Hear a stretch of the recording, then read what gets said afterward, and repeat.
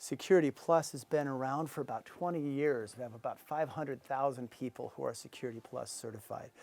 What's so important and interesting about Security Plus is that it gives the industry what they need. The story I have is talking to the CIO of West Point in the United States. West Point's all about the Army. And I said, what is so important about Security Plus? And he said, with Security Plus, I know what I'm getting.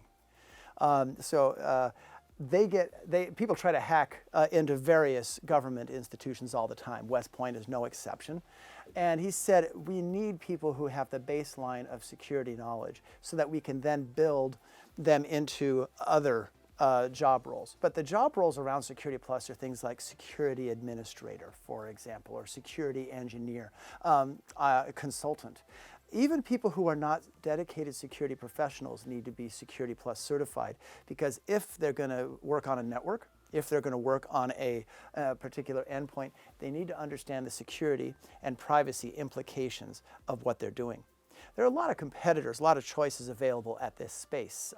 EC Council's CEH, for example. GIAC has the 401 program.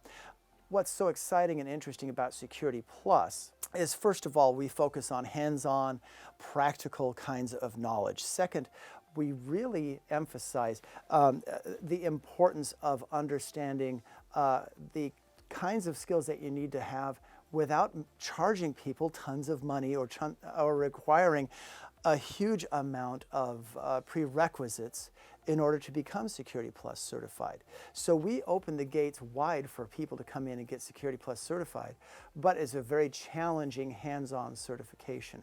This is why so many people come to Security Plus. Not as many people pass it, but not all things that are worthwhile are easy. So with Security Plus, if your workers can join in and become Security Plus certified, they'll have what the industry needs them to have.